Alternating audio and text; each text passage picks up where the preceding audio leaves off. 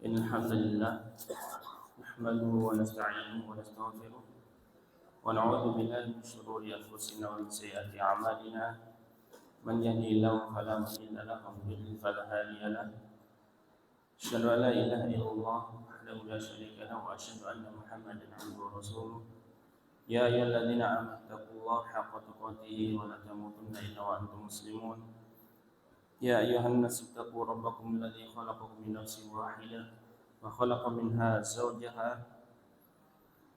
وبث منهما رجالا كثيرا ونساء واتقوا الله الذي تساءلون به والأرحام إن الله كان عليكم رقيبا يا أيها الذين آمنوا اتقوا الله وقولوا قولا سديدا يصلح لكم أعمالكم ويغفر لكم ذنوبكم ومن يطع الله ورسوله فقد فاز فوزا عظيما ثم ما بعد فإن أصدق الحديث كتاب الله وخير الهدي هدي محمد صلى الله عليه وسلم شر الأمور محدثاتها وكل محدثات بدعة وكل بدعة ضلالة وكل ضلالة في النار. Baik ikhwan dan akhwat, bapak-bapak dan ibu-ibu yang dimuliakan oleh Allah Subhanahu wa taala, kembali kita melanjutkan murojaah dari kitab Tuhan kita.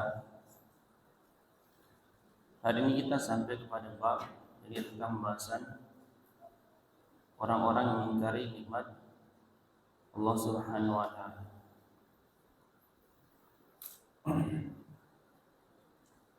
Allah Subhanahu wa taala berfirman dalam surah Ibrahim ayat yang ke-34.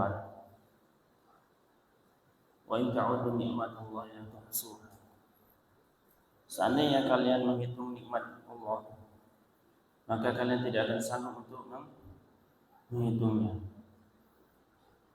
Perlu kita ketahui bahwasanya bahwa Bapak dan Ibu yang dimuliakan oleh Allah Subhanahu wa taala, nikmat Allah yang Allah berikan kepada kita dari mulai kita lahir sampai kita berada di umur kita sekarang sangat banyak sekali yang Allah telah berikan kepada kita. Maka kita wajib dari setiap gerak-gerik kita itu bernilai ibadah dan kita tunjukkan kepada Allah Subhanahu wa taala. Makanya Sayyid Yazid rahimahullah taala menyampaikan ketika kita sakit sehari, 2 hari, 3 hari, seminggu, bahkan setahun, jangan di situ karena penyakit kita mengeluh dan menyampingkan nikmat Allah yang begitu banyak Allah telah berikan kepada kita, mulai dari kita lahir sampai kita sekarang. Coba kita bandingkan, misalnya umur kita 40 tahun, kemudian kita sakit selama 1 tahun, kira-kira banyak mana nikmat sehatnya apa nikmat sakitnya? Ya, maka kita jangan mengeluh dengan apa yang ada pada kita dari musibah yang Allah telah berikan kepada kita untuk menguji kita. Maka kita harus selalu bersyukur, menisbatkan, mengakui bahwasanya semua nikmat itu datangnya dari Allah Subhanahu wa taala. Di sini penulis Syekh Muhammad membawakan ayat Al-Qur'an dalam surat An-Nahl ayat yang ke-83. Surat An-Nahl ayat yang ke-83, Allah Subhanahu wa taala berfirman, "Ya'rifuna ni'matallah, thumma yunkirunaha wa aktsaruhumul kafirun." Mereka mengetahui nikmat Allah Subhanahu wa taala. Thumma yunkirunaha, kemudian mereka mengingkari nikmat tersebut, dan kebanyakan dari mereka itu orang-orang yang kafir. Bahasanya Allah Subhanahu wa taala di sini menjelaskan ada sebagian orang, tidak bisa dikatakan sedikit, bahkan banyak di sini Allah menyebutkan, ya. Mereka mengetahui bahasanya semua nikmat itu semua datangnya dari Allah Subhanahu wa taala. Kemudian mereka mengingkari. Mereka mengingkari dengan apa? Dengan perbuatan mereka. Dengan cara apa dengan perbuatan mereka?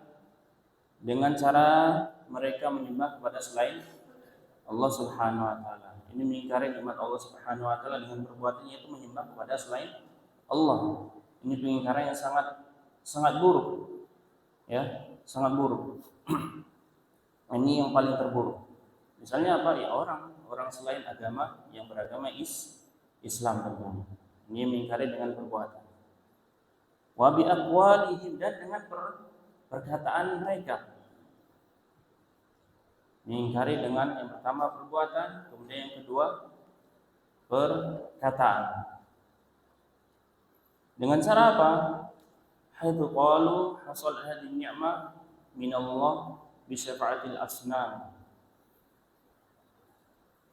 Nikmat ini datang dari Allah, yaitu karena aku menyembah atau dapat syafaat dari berhala ini. Dan ini juga buruk. Atau dia berkata, mengingkari nikmat dengan perkataan, yaitu dengan berkata, aku mendapatkan warisan ini dari bapakku atau kakek-kakekku. Dan ini tidak dibolehkan dalam agama Islam. Kalau dia menisbatkan, menyandarkan semua itu didapatkan dari misalnya tadi warisan dari bapaknya atau kakeknya. Ini tidak dibolehkan, ya. Mereka itu kebanyakan orang-orang yang kafir.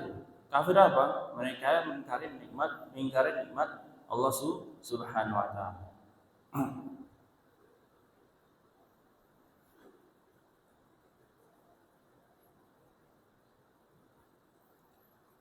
Maka faedah dari ayat ini diantaranya adalah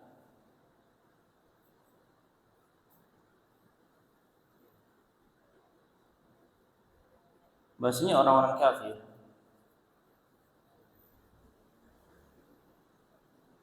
menetapkan adanya tauhid rububiyah. Orang-orang kafir menetapkan adanya tauhid rububiyah. Tauhid rububiyah itu apa? Yaitu tauhid bahasanya Allah, kita meyakini bahasanya Allah itu yang menciptakan alam semesta, yang mengatur alam semesta dan yang menghidupkan dan mengatur alam semesta, menghidupkan, mematikan, mengatur, mengadakan alam semesta ini Allah Subhanahu wa taala. Kemudian faedah kedua, la yatimu syukru illa bil qaul wal amal ma'al i'tiqad. Bahasanya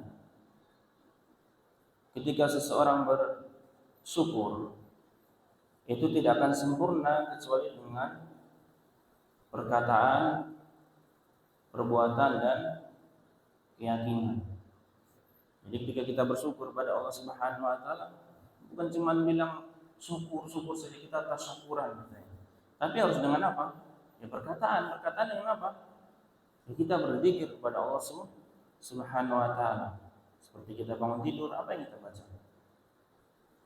Setelah makan, alhamdulillah, dan lain sebagainya. Setelah makan, setelah bangun tidur, memakai pakaian dan lain sebagainya. Dengan amal dan keyakinan.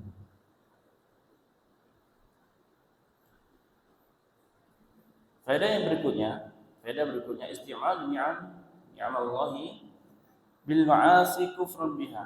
Menggunakan nikmat Allah yaitu dengan perbuatan maksiat, ini merupakan kafir dengan nikmat Allah Subhanahu wa taala.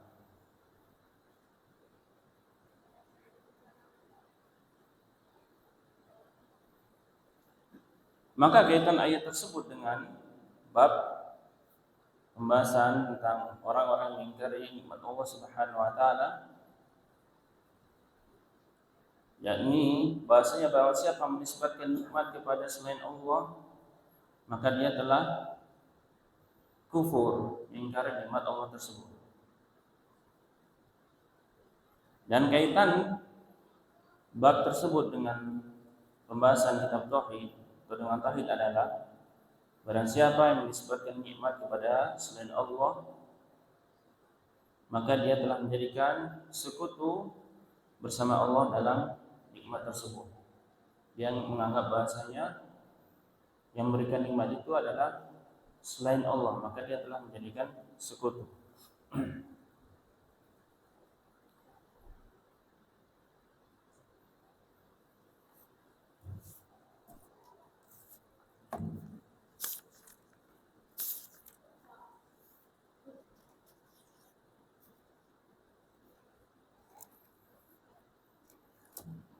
Berkata Mujahid, maknanya huwa qaulur rajul hadza mali warithuhu an abai. Dan juga berkata Aun Ibnu Abdillah yaqulun laula fulan lam yakun kadza. Dan juga berkata Ibnu Qutaibah yaqulun hadza bi syafaati alihatina. Berkata Mujahid, yakni tentang ayat tersebut mengatakan bahasanya ini adalah hartaku. Aku diwarisi dari bapak-bapakku. Kemudian Aun bin Abdillah juga mengatakan bahasanya orang-orang tersebut mengatakan kalau bukan karena fulan, yakni si A, maka tidak akan terjadi demikian. Dan juga berkata Qutaibah, orang-orang tersebut mengatakan bahasanya ini dikarenakan syafaat dari Tuhan-Tuhan kami, yakni berhala sesembahan mereka. Baik, ikhwan dan akhwat yang dimuliakan oleh Allah Subhanahu wa taala, kita akan bacakan perkataan Syekh Shalih Fauzan yang diringkas oleh Syekh Yazid rahimahullah taala dengan ringkas dalam kitab Qaulul Mufid. Menyandarkan nikmat kepada selain Allah Subhanahu wa taala ada beberapa macam. Penjelasannya adalah sebagai berikut. Yang pertama, menyandarkan nikmat kepada sebab yang samar. Jadi sebabnya tidak jelas. Yang sebenarnya tidak mempunyai pengaruh sama sekali, seperti orang-orang musyrik yang beribadah kepada tuhan-tuhan selain Allah. Kemudian mereka menyandarkan nikmat kepada tuhan-tuhan tersebut dengan mengatakan bahwa nikmat-nikmat ini ataupun tertolaknya bala atau musibah ini adalah berkat dari Tuhan-Tuhan kami, maka ini merupakan syirik besar. Ini yang pertama, menyandarkan nikmat kepada selain Allah. Maka ini syirik besar karena dia menyandarkan kepada siapa? Kepada Tuhan-Tuhan mereka, sesembahan mereka selain Allah Subhanahu wa taala. Kemudian yang kedua, menyandarkan nikmat kepada sebab yang benar. Menyandarkan nikmat kepada sebab yang benar. Akan tetapi melupakan bahwa Allah yang mentakdirkan sebab tersebut. Seperti perkataan seseorang, aku dapatkan harta ini dari warisan. Atau perkataan seseorang yang lain, kalau bukan karena si A, tidak akan terjadi baik seperti ini. Tidak akan terjadi baik seperti ini. Dengan melupakan bahwa Allah lah yang telah mentakdirkan semua sebab-sebab ini. Baik sebab syar'i ataupun sebab kauni. Maka itu perkataan yang seperti ini merupakan suatu jenis kufur nikmat. Jadi ini kufur nikmat, kufur kecil. Yakni seseorang misalnya tadi disebutkan di sini bahasanya dia mendapatkan warisan dari bapaknya, tapi dia lupa bahasanya harta yang diwariskan tersebut siapa yang memberikan? Allah Subhanahu wa taala. Dia lupa bersyukur di situ. Atau misalnya seseorang dia berobat ke dokter, kemudian qadarullah disembuhkan penyakitnya karena dokter tersebut, tapi dia mengatakan, karena dokter ini saya sembuh. Dia lupa kepada Allah Subhanahu wa taala. Kemudian yang ketiga, adapun semata-mata pengabaran tentang sebab tersebut, maka hal itu tidak apa-apa. Seperti seseorang yang ditanya, dari mana kamu mendapatkan rumah ini? Lalu dia menjawab, warisan dari ayahku. Jadi ini kita perlu ketahui bahasanya terkadang kita salah tanggap atau salah memahami. Jadi kita ketika ditanya harus menyebutkan, ya memang bagus harus menyebutkan ini masya Allah ini karena izin Allah saya bisa demikian. Contohnya seperti itu. Tapi di sini dikatakan bahasanya ketika pengkhabaran saja tidak mengapa. Contohnya apa? Dari mana kamu mendapat rumah ini? Lalu dia menjawab, warisan dari ayahmu. Ya, ini dikatakan oleh Syekh Al-Utsaimin. Atau misalnya dikasih hadiah Al-Quran. Dari mana kamu dapat Al-Quran ini? Dari ayahku, dari temanku. Ini tidak mengapa.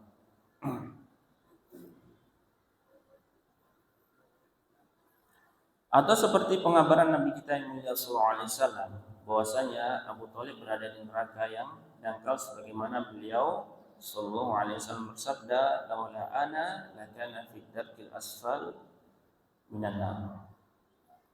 Ini telah katakan oleh Nabi kita, dicontohkan bahasanya kalau bukan karena aku, tentulah dia, yakni Abu Thalib, berada di tingkatan yang paling bawah dari api neraka.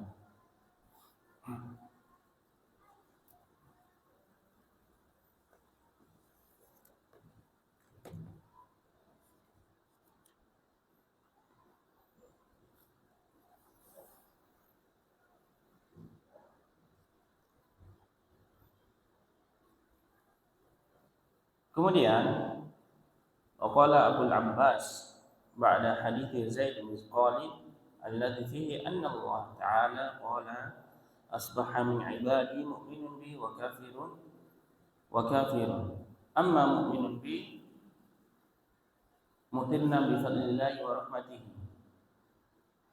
wa kafirun bi mutirna bina'i kadza wa kadza wa kama qala wa qad taqaddama hadza katsirun fil kitab was sunnah yadhummu subhanahu man yudhifu in'amahu ila ghairihi wa yushriku bihi. Qala ba'd salaf wa qawlihim kanat ar-rih tayyibah wal mallahu hadiqan wa nahwu dhalika mimma huwa jarin 'ala alsinatin katsira. Bahasanya berkata Abu Abbas, yakni Ibnu Taimiyah, ya, Syekhul Islam Ibnu Taimiyah, ini adalah kunyah beliau. Setelah hadis Zaid bin Khalid, bahasanya Allah Subhanahu wa taala menjelaskan, kabarkan dalam hadis qudsi, asbaha min ibadi, bahasanya pada pagi hari ada sebagian dari hambaku yang dia beriman kepadaku dan kafir. Kenapa dia kafir? Kenapa dia beriman? Dia beriman karena dia menyandarkan nikmat turunnya hujan kepada Allah Subhanahu wa taala. Asbaha min ibadi mu'minun bi wa kafir, amma man mu'minun bi mutirna bi fadlillahi wa rahmatihi.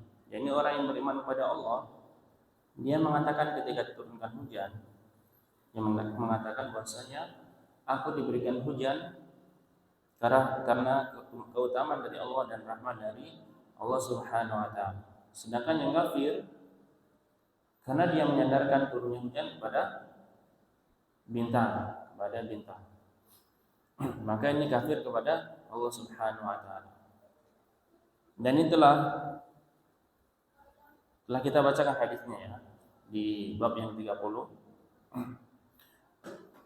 Wa hadza katsirun, ini banyak sekali dalam Al-Quran dan As-Sunnah, bahasanya Allah mencela orang-orang yang menyandarkan nikmat kepada selain Allah, dan dia menyebutkan Allah Subhanahu wa taala.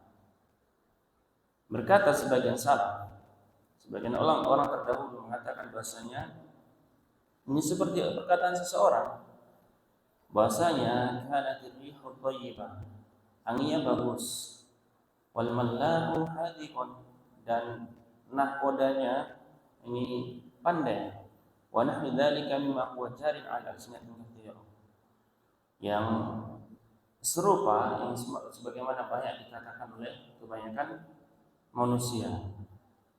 Jadi bahasanya di sini diberikan contoh seperti seorang yang dia berlayar di lautan, kemudian dia berlayar dengan tenang, kapalnya dengan tenang, dan sebagaimana ketika kita pernah melakukan perjalanan, mungkin naik mobil atau kapal, pesawat dan lain sebagainya, kita mengatakan, ada orang yang mengatakan bahwasanya anginnya bagus. Kemudian nahkodanya atau pilotnya pintar, ya, tahu strateginya, bisa mengatur awak kapal yang lain dan sebagainya. Ini dicontohkan oleh beliau, yakni Abdul Abbas, ya.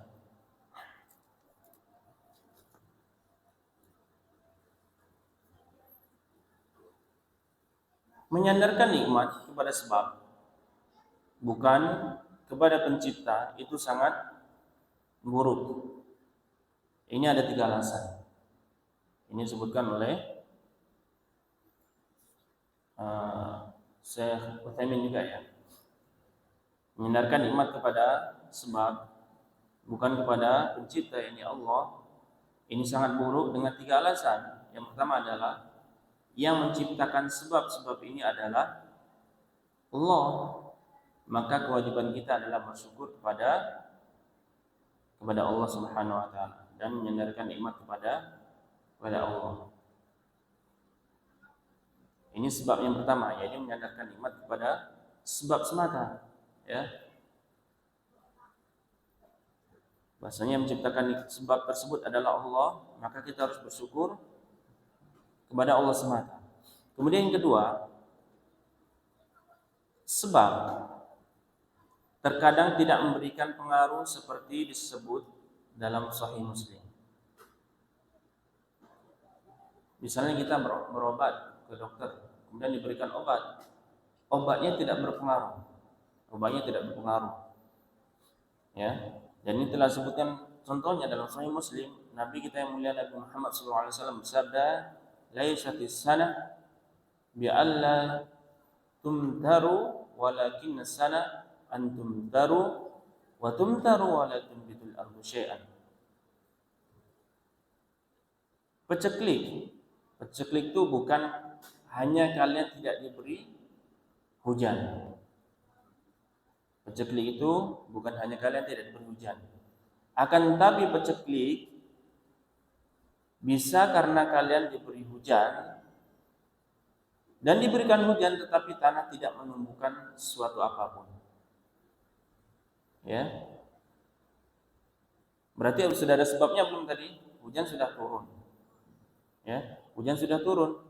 Akan tetapi rupanya tanaman tersebut tidak bisa tumbuh itu bukan karena tidak diberikan hujan. Padahal sudah ada sebabnya tadi kan? Apa sebabnya? Yakni hujan turun. Akan tetapi bisa jadi hujan turun maka tidak diberikan atau tumbuhan tidak ditumbuhkan oleh Allah Subhanahu wa taala. Ini salah satu contohnya. Makanya kita tidak boleh menyandarkan sesuatu itu mutlak pada sebab, ya, seperti obat tadi kita sudah berobat. Ini obat ini manjur. Tapi kan itu sebagai sebab saja, maka kita tidak boleh menyandarkan seutuhnya kepada sebab tersebut, ya. Ini buktinya sudah dicontohkan oleh Nabi kita yang mulia Nabi Muhammad SAW, bahasanya sudah ada sebabnya hujan turun, tapi bumi masih tidak menumbuhkan tanaman. Sebagaimana kita pernah mungkin melakukan menanam sebuah tanaman, kemudian kita sudah memupuk, menyiram dan lain sebagainya. Sebab sudah kita lakukan, qadarullah tidak tumbuh. Rupanya jagung yang ditanam apa? Sudah direbus, dia nggak bisa tumbuh.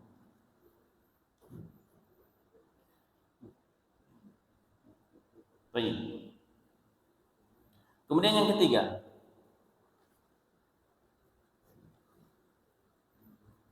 terkadang sebab terhalang oleh sesuatu yang menghalanginya, sehingga tidak memberikan pengaruh. Ya, terkadang sebab terhalang oleh sesuatu yang menghalanginya sehingga tidak memberikan pengaruh. Ya. Contohnya apa? Ya hujan tadi, kita nanam tanaman atau lain sebagainya, seperti menanam tanaman, kita tidak sudah ditaruh di luar, tapi atasnya di ataping, jadi nggak kena hujan, sebabnya nggak kena, terhalang berarti kan, jadi tidak bisa memberikan pengaruhnya malah sebaliknya. Maka dengan 3 alasan ini diketahui kebatilan atau kerusakan menyandarkan sesuatu kepada sebab tanpa melibatkan sang pembuat sebab, yaitu Allah Subhanahu wa taala. Ya. Jadi kita harus menyandarkan bahasanya semua apa yang ada pada diri kita dari kenikmatan itu semua datangnya dari Allah Subhanahu wa taala, ya. Kita harus bersyukur kepada Allah Subhanahu wa taala dengan perbuatan kita dan perkataan kita, ya. Jangan kita kufur. Coba kita ibaratkan. Kita ibaratkan dalam diri kita, misalnya ada seseorang datang kepada kita memberikan hadiah. Datang kepada kita memberikan hadiah, bukan cuma sekali, 2 kali, berkali-kali. Tapi kita di depan matanya, di hadapannya sendiri kita mengatakan apa? Syukron, tapi kepada orang sebelahnya. Mengatakan terima kasih kepada orang sebelahnya. Padahal nggak ada kaitannya sama sekali dengan yang memberikan tersebut kepada orang sebelahnya. Gimana perasaan kita? Kalau itu ada dalam diri kita, misalnya kita memberikan hadiah kepada si A, kita beri terus nggak pernah bilang terima kasihnya atau berbuat baiknya malah kembali ke orang yang lain, bahkan yang kita tidak mengenalnya, ya. Bagaimana dengan Allah Subhanahu wa taala? Ya, ini termasuk kufur nikmat. Maka kita harus banyak bersyukur kepada Allah Subhanahu wa taala. Kita hidup di zaman yang banyak kenikmatan. Bisa ngaji, bisa menuntut ilmu, bisa sholat berjamaah, maka kita harus memanfaatkan kenikmatan tersebut. Beliau sini membawakan perkataan Syekh Shalih Al-Utsaimin menyimpulkan bahasa yang wajib atas seorang hamba, yaitu menyandarkan nikmat kepada Allah melalui ucapan maupun pengakuan. Yang wajib bagi seorang hamba yaitu menyandarkan nikmat kepada Allah melalui ucapan maupun pengakuan. Apa bedanya ucapan sama pengakuan? Ucapan dengan perbuatan, pengakuannya dengan perbuatan dan perkataan. Yang dengan itu tauhidnya menjadi sempurna. Barang siapa yang mengingkari nikmat-nikmat Allah dengan hati dan lisannya, maka dia kafir. Tidak tersisa agama sedikit pun dalam dirinya.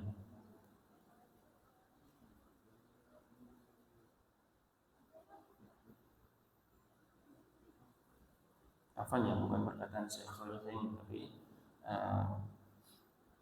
Syekh Sa'di. Maka ketika seseorang yang mengingkari nikmat-nikmat Allah dengan hati dan lisannya, maka dia kafir. Tidak tersisa agama sedikit pun dalam dirinya. Barang siapa yang menetapkan di dalam hatinya bahwa nikmat seluruhnya dari Allah semata, tetapi terkadang lisannya menyandarkan nikmat tersebut kepada Allah dan terkadang menyandarkannya kepada dirinya atau perbuatannya atau usaha selainnya, sebagaimana yang terjadi pada ucapan banyak orang, maka wajib baginya untuk bertaubat serta tidak menyandarkan nikmat kecuali kepada pemiliknya, yaitu Allah semata, serta harus bersungguh-sungguh dalam hal tersebut. Iman tidak terrealisasi kecuali dengan menyandarkan nikmat kepada Allah Subhanahu wa taala, baik ucapan maupun pengakuan dengan lisan dan perbuatan. Syukur yang merupakan pokok iman dibangun di atas 3 rukun. Syukur yang merupakan pokok iman dibangun di atas 3 rukun. Ini masih perkataan Syekh Sa'di, ya. Syukur yang merupakan pokok iman dibangun di atas 3 rukun. Yang pertama adalah pengakuan hati terhadap nikmat-nikmat Allah atasnya dan atas orang lain. Pengakuan hati terhadap nikmat-nikmat Allah dan atas orang lain.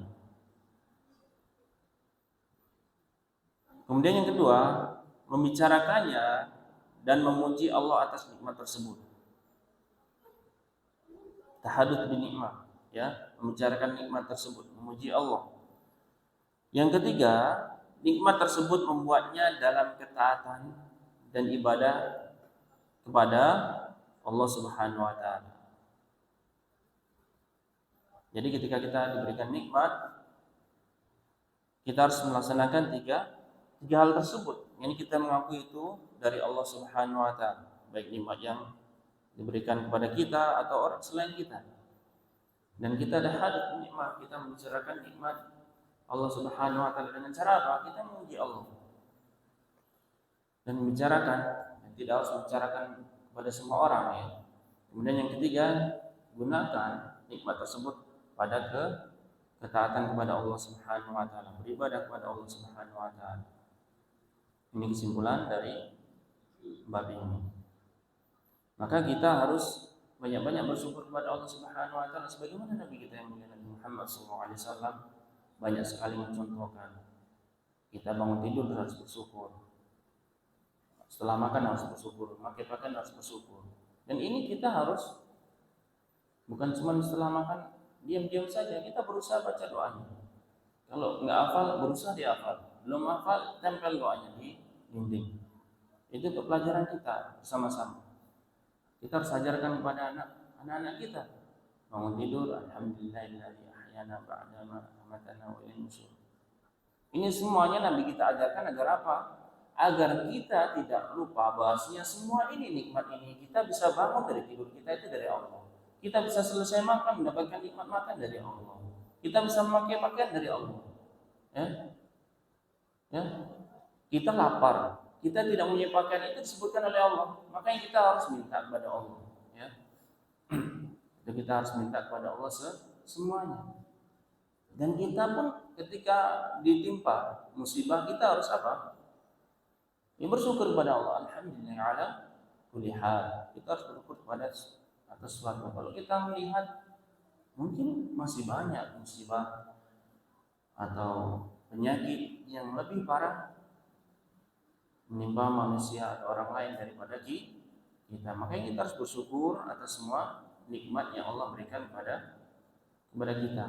Terutama yang tadi, salah satu bentuk kita bersyukur apa? Kita berusaha untuk mengikuti Nabi kita. Kita hafal doa-doa tadi. Ini hujan sudah berhenti. Kita sudah sebutkan tadi apa? Doanya tadi, mutirna bi fadlillahi wa rahmati. Kita diturunkan hujan karena kemuliaan atau keutamaan dari Allah dan kasih sayang Allah. Ya, kita berusaha untuk hafal. Kalau kita tidak berusaha hafal dan kita terapkan, Allah nanti kita bisa termasuk orang-orang yang kufur kepada nikmat Allah Subhanahu wa taala. Karena dengan zikir tersebut itu membantu kita untuk bersyukur kepada Allah Subhanahu wa taala. Demikian yang dapat kita sampaikan agar ini semua dapat membantu kita selalu bersyukur kepada Allah Subhanahu wa taala apa yang benar datang dari Allah dan Rasulnya, yang salah datang dari syaitan, dan diri saya pribadi kepada Allah. Saya mohon ampun. Akhiri subhanallah wa bihamdika asyhadu an la ilaha illa anta astaghfiruka wa atubu